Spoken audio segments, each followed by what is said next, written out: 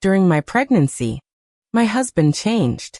He mocked my appearance, ignored my pain, and made me feel worthless. Then he left me for another woman, thinking he'd won. But what he didn't know was that I had my own plan. And when the time came, he never saw it coming. Pregnancy, one of the most beautiful moments in a woman's life. That is, of course, if she has a loving husband who supports her every step of the way. As for me, not only did I have constant morning sickness throughout the months of pregnancy, but so did Arnie, who couldn't stop reminding me how bad I'd started to look. Before my pregnancy, we had a good relationship. Arnie practically carried me in his arms. She made me feel like the most loved woman in the world, always finding little ways to show me her love. When we decided to have a child, he was as happy as I was, grinning from ear to ear as he held the positive test in his hands. But as soon as I got pregnant and my body started to change, it was like it had been replaced by someone else. At first, they were just small comments. At least you could dress up for your husband instead of walking around in pajamas all day, she once murmured. It didn't matter that he had spent all day next to the toilet, vomiting at the slightest smell. Then she started complaining. You spend all day lying around, she grumbled one night, taking off her shoes. This house is a mess. I swallowed the lump in my throat. Arnie, my back hurts and I'm nauseous all the time. I can barely stand without feeling dizzy. Then Arnie started coming home late, always glued to the phone, texting someone. It worried me, but whenever I asked him, he quickly shook it off. I'm just working, he said. One night, I was already 8 months pregnant. My belly was huge, my feet swollen, and I was having trouble breathing. Arnie came home late, reeking of a woman's perfume. Where have you been? I asked. My voice came out weaker than I intended. Arnie didn't even look at me. He threw the keys on the table and shrugged. None of your business, he muttered, heading straight for the kitchen. Jessica. His voice echoed through the apartment. I shuddered. My heart was pounding. I struggled to get up from the couch. My back ached. My legs felt stiff. I grabbed the armrest for support and forced myself toward the kitchen. What's wrong? I asked, breathing heavily. Arnie was standing by the fridge, looking at me. Where's dinner? My stomach lurched. I swallowed hard. I feel sick again. I've tried. But every time I smell food, I run straight to the bathroom. Arnie rolled his eyes. He turned back to the sink and let out an exaggerated sigh. Could you at least have washed the dishes? He raised his voice. I come home exhausted, and this place is disgusting. There's no food, no clean dishes. What do you do all day? Tears burned my eyes. Arnie, I'm sorry. I wish I could, but I feel terrible. My voice cracked. He sneered. All you do is sit around in your pajamas. I placed a hand on my belly. I'm pregnant with our daughter. My body is working hard. Don't start. She cut me off. My sister was pregnant. She did everything. She cooked. She cleaned. She still looked good. And she never ignored her husband in bed. I exclaimed. My chest hurt like I'd been punched. Pregnancy isn't the same for everyone. I didn't think it would be this hard either. But I'm doing this for her. For us. Arnie sneered. Stop making excuses. You're just lazy. He stormed out. A second later, the front door slammed shut. I stood there clutching the counter, tears streaming down my face. I sat down in a chair and covered my face with my hands. My body was shaking. My shoulders were shaking. And my chest hurt with every breath. How did it come to this? How could the man who once promised to love me and care for me now treat me like I was nothing? That night I couldn't sleep. My thoughts spun in circles, tormenting me with endless questions. Where had Arnie gone? Was he with someone else? Hours passed, the silence in the house growing ever more intense, until, just before dawn, a message appeared on my screen. It's here. I needed space. It was his mother's. A wave of relief washed over me. But it didn't last long. He hadn't run off with another woman. At least not tonight. When Arnie returned, things only got worse. His gaze was filled with resentment. His words sharp and cold. He constantly criticized me, making me feel like a failure. This place is always dirty. You spend all day lying around. You don't even try to take care of yourself. His voice was filled with disgust. And each comment hurt me more deeply. One day I told my best friend everything. She listened, her expression darkening with every word. "Jessica, you have to leave him," she said. I shook my head. A lump in my throat. "I can't. I'm pregnant. I have no money, no job, and nowhere to go. You have people who care about you. You're not alone," she insisted. "You don't deserve this." I wanted to believe him, but fear held me back. No matter how much Arnie hurt me, I didn't know how to walk away. Then, one night, everything changed. Arnie was in the shower. His phone, which he never left unattended, lit up with a notification. My hands shook as I grabbed it and unlocked it. A dating app.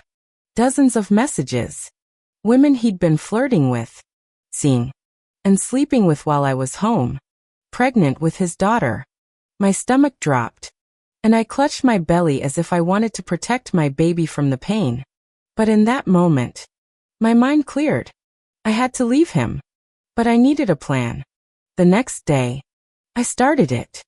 And pretty soon, just as I was about to give birth, Arnie walked through the door with another woman. "Who is it?" I shouted, my voice shaking with rage and disbelief. Arnie stood in the doorway, completely unfazed. He put his arm around the young woman next to him and smiled contentedly. "This is Stacy, my girlfriend," he said, as if it were the most normal thing in the world. My stomach lurched. "What?" I screamed. I clenched my hands and gasped. "You heard me," he said, his voice cold and distant. He pulled a folder from under his arm and threw it on the table. "I'll leave you. Here are the divorce papers." My whole body went numb. I stared at him, then at the folder, unable to process what was happening. Instinctively, I brought my hand to my stomach. "And our daughter?" I asked, my voice barely above a whisper. Arnie shrugged.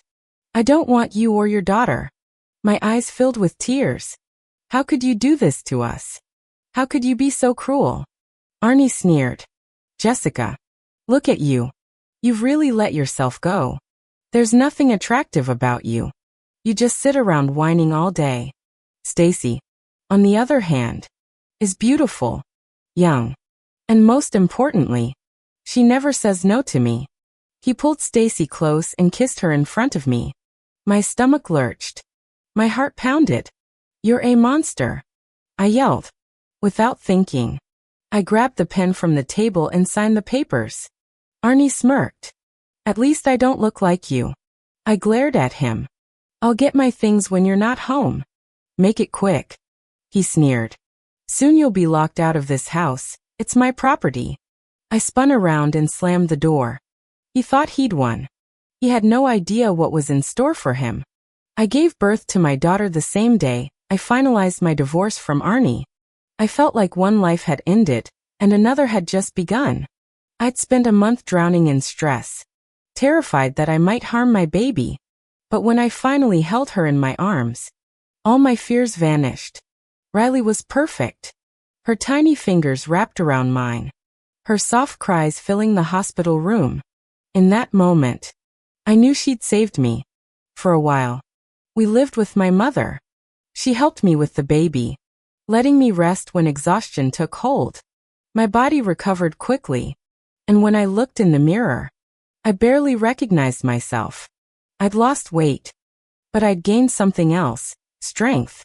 One afternoon, a knock on the door startled me. I opened it and froze. Stacy was there. I opened the door and frowned when I saw her standing there. "What are you doing here?" I asked, crossing my arms. Stacy shifted her position and let out a small sigh. It's over. Your plan worked. Relief washed over me. A slow smile spread across my face as I stepped back. Finally, I said, motioning for him to come in. He walked past me and looked around the house. Arnie signed everything over without a second thought. The house. The bills. He didn't even read the papers. He was too busy thinking about what he was going to get with me. He said with a smirk. I shook my head. He was never the smartest in the class. I handled all the paperwork when we got married. He never questioned anything I put in front of him. Stacy chuckled. Well, congratulations. He's all yours now. Thank you, I said, putting my arms around her in a brief hug. With Arnie out of the picture, Riley and I moved back into what was rightfully ours. The house we had built together. But now it was truly mine. Life seemed peaceful for the first time in a long time. Then one night, I heard shouting outside. Curious, I went out onto the porch. Stacy, come back to me. I'm begging you. I have nothing left. Arnie's voice was desperate, his hands reaching out for her as he stood rigid in the doorway. I crossed my arms and bowed my head. Poor thing, I said, sounding amused. Arnie whipped his head around to me, his face twisted in anger. What are you doing here? He yelled. I raised an eyebrow. You didn't expect this, did you? I took a step forward. I tricked you. Arnie, you fell right into my trap with Stacy. He frowned. What the hell are you talking about? I let out a small laugh. At some point, I got fed up with your disgusting behavior. Your lies. Your affairs. So I hired Stacy, a young, beautiful woman, to seduce you. And you, being exactly who I knew you to be, didn't even hesitate. You were so blinded by your own ego that you didn't realize you were signing everything away to me. His face turned red with fury. Which? You set me up. I shrugged. No. Arnie, your own lust set you up. I just gave you the perfect opportunity to destroy yourself. His anger faded into something pathetic. He looked me up and down. His eyes filled with regret. Come back with me. I'll do better. He pleaded. I didn't even pause. No. You'll never find anyone else but me. No man will ever want you. She snapped. I smiled contentedly. Look at me. I'm doing great. And now I don't have some useless person dragging me down. Meanwhile, you're practically homeless. I think I'll be fine. Jessica, please, he begged, his voice breaking. I turned around without another word and went back inside. The lock clicked behind me. I took Riley in my arms, holding her close. I had her, and I didn't need anything else. For illustrative purposes only. Source Midjourney. Tell us what you think about this story and share it with your friends. It might inspire them and brighten their day.